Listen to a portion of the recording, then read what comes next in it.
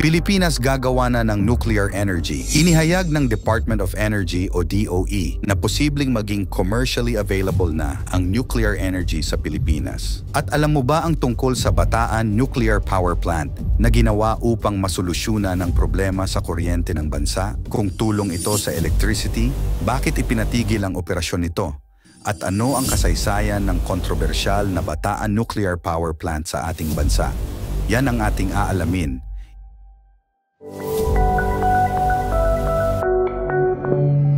Inihayag ng Department of Energy o DOE na posibleng maging commercially available na ang nuclear energy sa Pilipinas. Makakasa naman ang kagawaran na susuporta ng mga private sector ang pagtatayo ng mga nuclear power plants at tapos maging epektibo ang kasunduan sa pagitan ng Pilipinas at Amerika. Tungkol dito sa ilalim ng kasunduan, magbibigay ng impormasyon ng US ukol sa ligtas na paggamit ng nuclear energy na kompleto na ng Pilipinas noong June 26 ang requirements para sa 1-2-3 Agreement o ang cooperation concerning peaceful uses of nuclear energy na nilagdaan sa pagitan ng bansa at ng Amerika, kaya't naging epektibo na ito noong July 2. Sa ilalim ng kasunduan, magbibigay ng impormasyon ang US ukol sa ligtas na paggamit ng nuclear energy. Maaari rin silang magpadala ng mga nuclear material at equipment na sumusunod sa standards ng International Atomic Energy Agency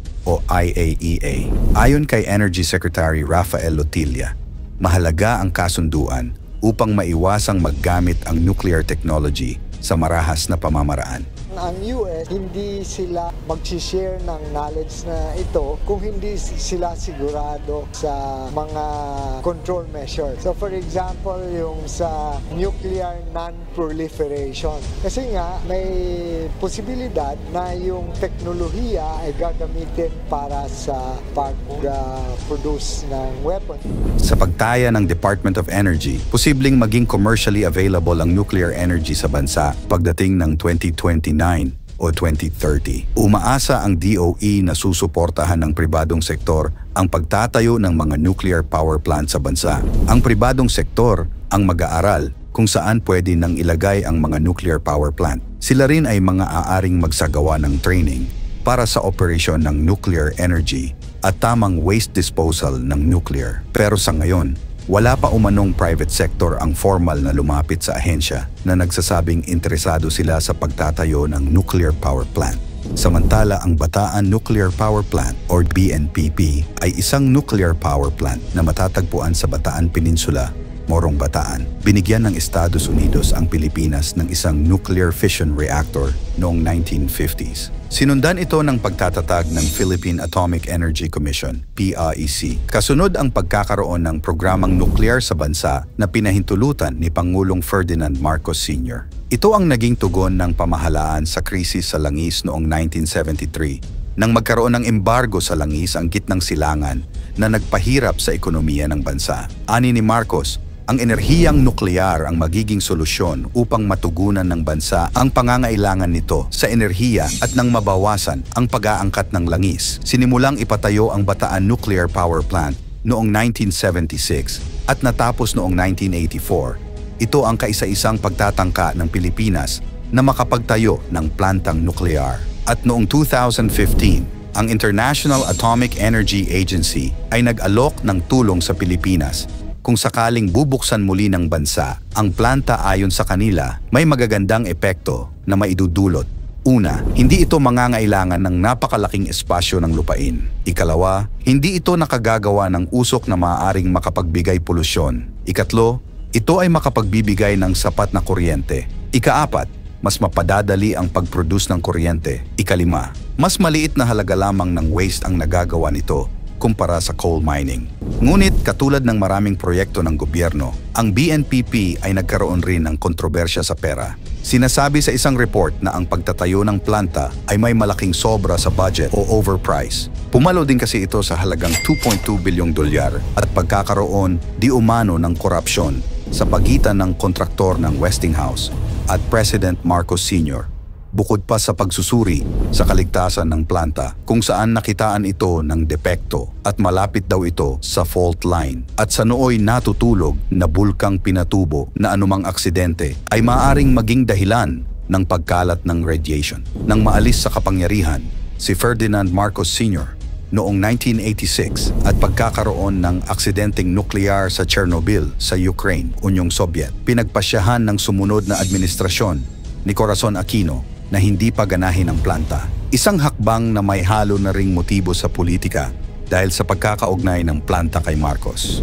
Noong 1988, hinabla ng pamahalaan ng Pilipinas ang Westinghouse sa aligasyong panunuhol at pakikipagsabwatan nito kay Marcos at sa overpriced sa pagpapatayo ng planta, pero ibinasura ng mga hukuman sa Estados Unidos at Switzerland noong 1993. Pati na rin ang mababang kalidad di umano ng pagkakagawa ng planta ay naging usapin sa panahon ni Corazon Aquino na naging dahilan upang hindi ipagamit at tuluyang ipasara ang planta. At noong 2012 naman, ipinag-utos ng Sandigan Bayan na magbayad sa pamahalaan ang negosyante at crony ni Marcos na si Herminio Dicini ng halagang aabot sa US 50 million dahil sa kaniyang naging papel sa panunuhol at pandurugas sa pamahalaan upang maipatayo ang Bataan Nuclear Power Plant. Sa kasalukuyan, nagkaroon ng mosyon sa Senado para sa kagustuhang buhayin at paandarin ang BNPP. Ito ay napag-usapan ng mapabalita ang kakulangan sa kuryente at sa napakamahal ng singil nito na mas nagpapahirap sa mga mahihirap at pagtaas ng populasyon ng bansa. Marami ang sumangayon, ngunit marami rin ang bumatikos. Sinasabi ng iba na ito ay mapanganib,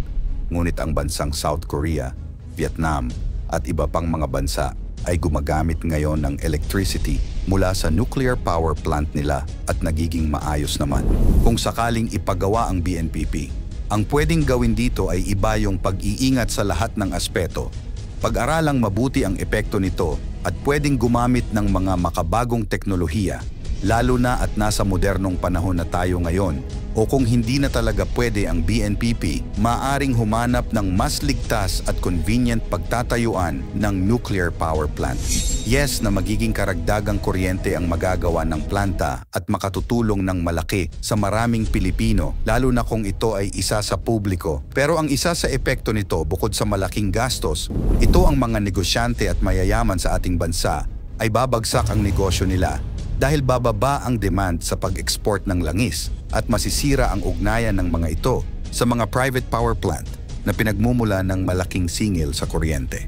Ang paggamit ng nuclear energy ay may potensyal na makapagbigay ng malaking benepisyo sa Pilipinas sa larangan ng enerhiya, ngunit nangangailangan ito ng maingat na pagpaplano, malalim na pag-aaral at komprehensibong regulasyon upang masiguro ang kaligtasan at kalusugan ng publiko at ng kapaligiran. Hanggang ngayon ay patuloy pa ring pinag-uusapan at pinagtatalunan ng marami ang tungkol sa BNPP. Ikaw, karapat-dapat bang buhayin at gamitin o hayaang nakatiwangwang na lang ang Bataan Nuclear Power Plant? Ikomento mo naman ito sa ibaba. Paki-like ang ating video, i-share mo na rin sa iba.